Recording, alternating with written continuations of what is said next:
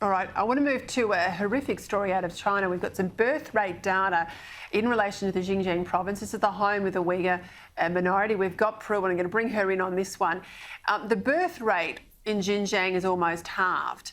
And this comes after Beijing obviously having its campaign of forced sterilisation and ethnic cleansing. According to a report from the Australian Strategic Policy Institute, ASPI, the depth of the decline is the steepest since the UN began collecting fertility statistics.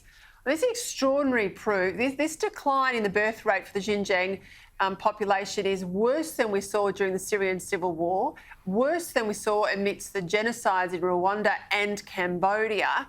We still don't have the Australian Parliament calling it a genocide. We have parliaments in Canada and the UK. New Zealand's gone weak to water on it all, but surely we've got to call this what it is, Prue.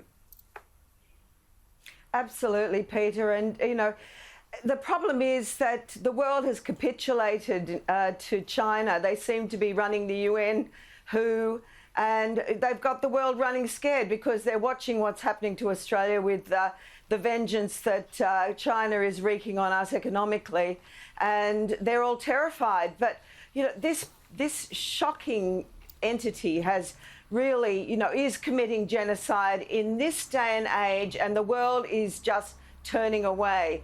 And the UN is supposed to be counting these figures. We know that this is the worst they've ever seen. Well, what are they going to do about it?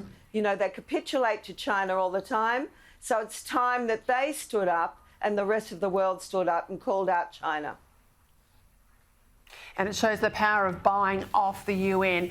I want to go to Prince Harry. He's unloaded again against the royal family, now accusing his father, Prince Charles, of passing on, quote, genetic pain and suffering. This is on a podcast speaking about mental health. The Duke of Sussex also spoke about his pain of life as a royal. In my early 20s, I was a case of, like, I don't want this job. Yeah. I don't want to be here. I don't want to be doing this. Look what it did to my mum. How am I ever going to, you know, settle down and have a wife and a family when I know that it's going to happen again? Because I know, I've seen behind the curtain. I've seen the business model. I know how this operation runs and how it works. Yeah. I don't want to be part of this.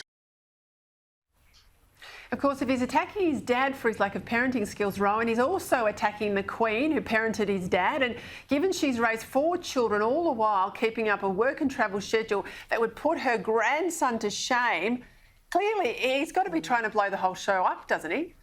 Oh, boo-hoo, what a poor little pathetic little idiot. Get out the violins. I mean, honestly, this bloke is a joke. Yes, he's peeked behind the curtain. You know what's behind the curtain? An awful lot of money and land and property that he has benefited from his entire life, and privilege that he has benefited from his entire life. If he finds that too hard to cope with, great, rack off, let someone else have a go. But the point to start talking about the pain he suffered and the genetic pain, suddenly pain, you know, this is critical race theory. Pain goes through your genes now, apparently. It's just awful. He won't blow up the firm because the firm will cut him off and cut him adrift, as they should have done months ago. Yeah, it is extraordinary. I mean, he lives in a house now with 16 bathrooms, grew up in palaces. Hardly done by Harry, poor old Harry.